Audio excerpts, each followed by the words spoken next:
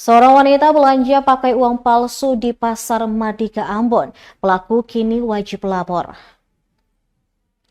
Seorang wanita berinisial MR tertangkap basah saat bertransaksi menggunakan uang palsu di Pasar Madika Rabu 9 Oktober. Diketahui MR berbelanja menggunakan uang pecahan Rp100.000. Perbuatannya memancing emosi pedagang dan hampir diamuk massa. Beruntung aparat kepolisian yang berada di TKP segera mengamankan pelaku. Pelaku kemudian digiring ke Mapolsek Sirimau untuk dimintai keterangan.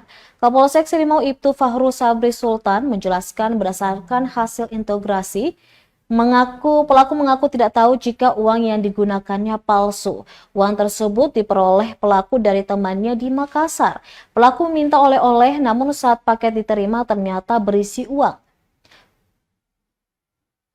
Setelah diperiksa, pelaku tidak tahu kalau uang itu palsu karena menurutnya dia meminta oleh-oleh. Lanjutnya, MR baru mengetahui uang tersebut palsu saat membeli kerupuk di Pasar Madika. Kapolsek mengatakan pelaku tidak ditahan dan hanya dikenakan wajib lapor. Dirinya pun mengimbau masyarakat agar lebih teliti dan berhati-hati saat bertransaksi menggunakan uang tunai.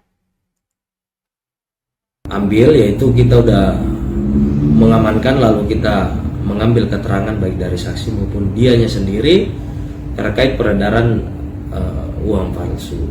Oleh karena itu kami kenakan yang diduga pelaku wajib lapor sampai detik sekarang.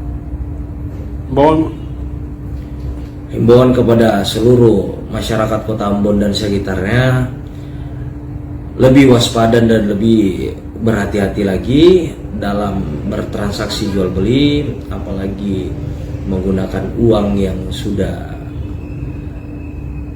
viral.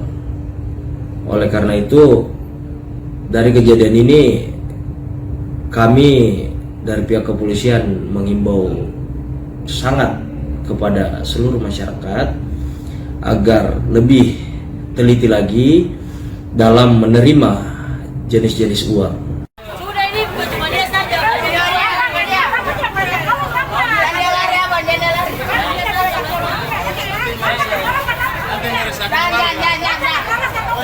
Download Tribun X sekarang, menghadirkan lokal menjadi Indonesia.